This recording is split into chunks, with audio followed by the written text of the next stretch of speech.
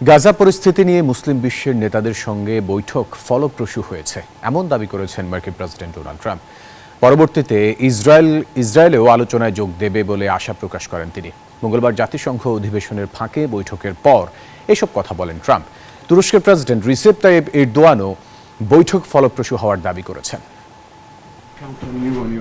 শুধু জাতিসংঘ অধিবেশনেই নয়, গাজা পরিস্থিতি নিয়ে এবার তৎপর আরব ও মুসলিম বিশ্বের নেতারাও। তাই তো জাতিসংঘের ৮০তম অধিবেশনের ফাঁকে মার্কিন প্রেসিডেন্ট ডোনাল্ড ট্রাম্পের সঙ্গে ফিলিস্তিনের গাজায় চলমান যুদ্ধ ও মানবিক বিপর্যয় নিয়ে বৈঠক করেছেন মিশর, ইন্দোনেশিয়া, জর্দান, পাকিস্তান, কাতার, সৌদি আরব, তুরস্ক এবং সংযুক্ত আরব আমিরাতের নেতারা।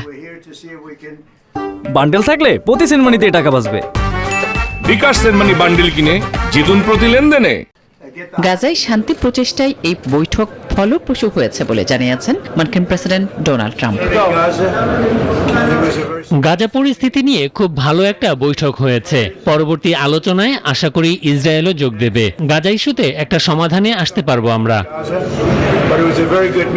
আলোচনা সফল হয়েছে বলে দাবি করেছেন রিসেপ তাইয়েপ এরদোয়ানও। তুরস্কের প্রেসিডেন্ট বলেন, ওই বৈঠকে গাজা যুদ্ধ নিরসনে মার্কিন প্রেসিডেন্টের ইতিবাচক মনোভাব প্রতিফলিত হয়েছে।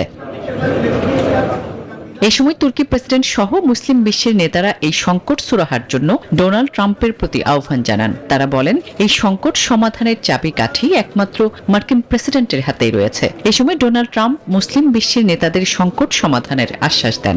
বলেন, ইসরায়েল সহ পরবর্তী বৈঠকে একটি সুন্দর সমাধানে পৌঁছানো যাবে বলে আশা করছেন তিনি। আসমাতুলি, নিউজ 24।